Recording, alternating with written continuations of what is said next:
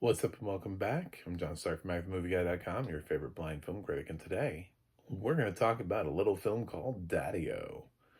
This is some stars Dakota Johnson and Sean Penn, and I pulled it off the Apple Store to rent, and it has audio description. So look at that, like bam, bam, bam, three things that you can go and achieve for yourself should you choose.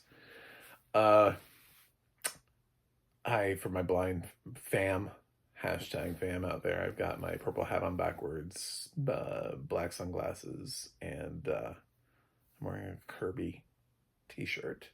Has nothing to do with Daddio. So, what is Daddio? Should you watch it? Uh, some people will like Daddio, and some people will hate Daddio. It has like a 73 on Rotten Tomatoes, which feels about right for this kind of thing, for this sort of subgenre of films. There's really only two people in this film, and it's Dakota and Sean, and that's it. She's in a taxi cab, and he starts off the film sort of like with this long monologue about sort of like an old man rant, grumbling about things. And she's in the back seat, and they're having sort of this playful conversation as he's driving her to her destination. And you learn more about both of them as the film progresses. The film is literally just the two of them in the car. Well, they're not in the car the whole time, but it's just the two of them the whole time, and this car and this ride. Almost like real time shot. It's not like a steady cam thing. It's not all one take though. So I don't want to like give it that level of props and be like, wow, that was amazing. But it's just like this one night, one ride, one conversation. It's not scary. It's just two people talking about life.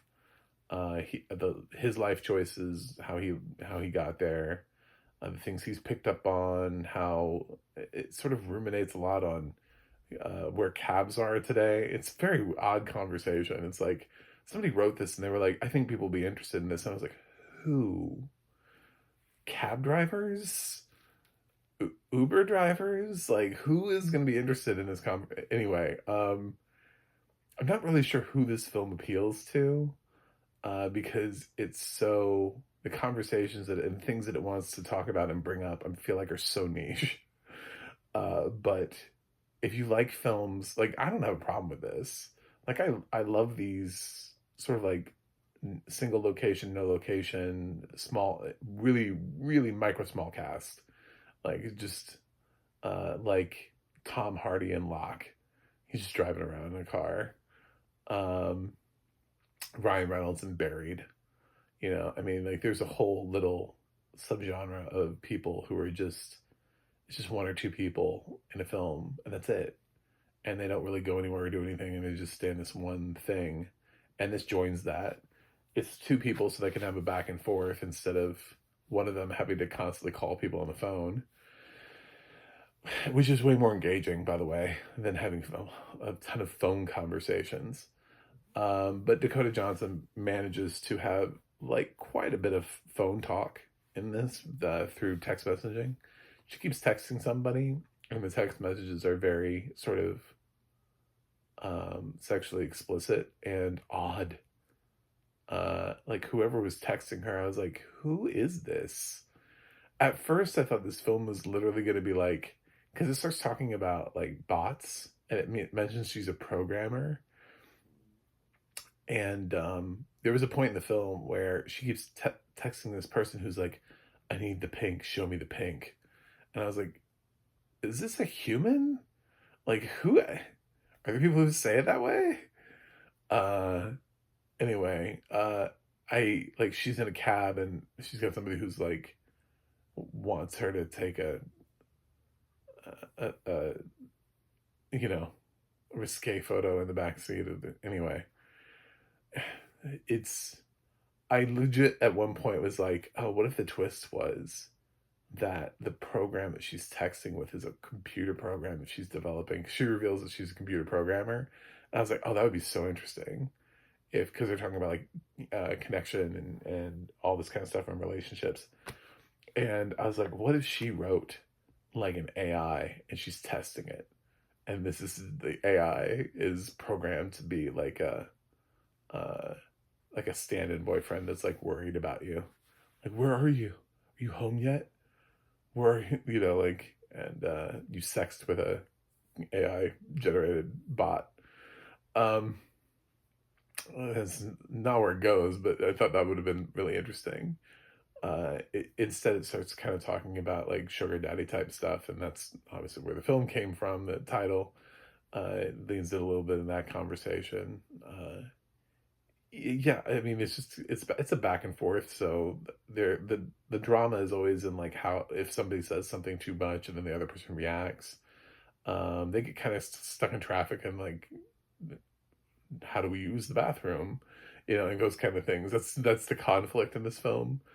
Uh, I actually like Sean Penn here. I thought he did a really good job. Dakota Johnson just kind of does her thing that she always does. There's not a lot of depth to her character, although the audio description really brings up every time she does anything, like facial expression wise, or like moves, or there's not much to describe here. I was kind of I was kind of impressed by the audio description because there's nothing to describe. It's all in a car. So, and like the camera angles are, there's just so much that you can do and that you could show. Occasionally, I guess there's a shot of like them driving outside. So, I mean, it'll be like driving through a tunnel. Um, but he has like a plant inside of his car that he waters at some point that breaks like the monotony of this. But like, dude, every time she texts, it's red on screen. Anytime she fidgets, I feel like if she moved, the audio description was like she moved. We should point that out. Something happened in this film. Anytime she changes her facial expression at all, like if she looks like she's pleased, and then like her expression dips, and she's like, "I'm not pleased anymore." They note it. Because she's easier to read because she's sort of the lead. She's in the back seat, whereas a lot of the time you're going to be seeing Sean Penn from the back, because that's how you would see somebody if you're riding in the back seat of a cab. You would see a lot of their back, and you would see a lot of them through the rearview mirror. So you wouldn't necessarily see a lot of their facial expressions anyway. So a lot of what Sean Penn does is less described, with all of his immediate reactions. There's a good sort of initial description of what his character looks like, but then beyond that, it's a lot of focus on Dakota Johnson. She could have farted and it probably would have made in the audio description. You know, they would have been like, Dakota Johnson makes a face like she just farted. You know, I have no idea. But it is so tuned in to like every little thing about her, when she puts her phone down, where her phone is, when she lifts it, when she reads it, everything she did. I thought the audio description was on point. It was actually kind of amazing for a film that has so little to describe. Um, they were like, well, let's focus on Dakota Johnson, and it does absolutely 100% focus on Dakota Johnson. So I enjoyed this. I thought it was good. It's not great, but I thought it was good. It's definitely worth recommending and definitely worth watching. Although I like these kind of films, and some people won't. Some people will find this boring. They'll be like, oh, "Do you mean it's just two people talking for like an hour and 45 minutes?" Yup. Yep. That's exactly what this is. And they find enough interesting conversation between Sean Penn and Dakota Johnson to make that happen. So I liked it. You could like it too. Maybe you will. There's not much to discuss here. I don't know how to divide the plot up here and be like, well, there's this, and this. I mean, I would just be revealing to you the film. The film has very limited beats to it. It's kind of just a car ride from point A to point B, and they have a lot to discuss. And the film is able to slow down. You're like, how do they spend an hour and 45 minutes in the car? Well, traffic. You know, like there are things that can hold you up. But yeah, it's as close to real time as possible anyway. So, check out Daddio.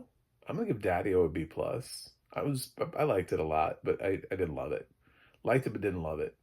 And I think Sean Penn, it's tough. Dakota Johnson is, I think she's definitely finding roles that help her grow as an actress, but Sean Penn is already there. So when you put her in a car with Sean Penn becomes the focus of anybody who's interested in like a performance about acting. Like it's impossible to not be shown up by Sean Penn. So he's like he's almost always on a different level. He rarely ever phones in a performance. So this is just another performance of his where he found uh, such complexity and such simplicity at the same time. So anyway, I liked it.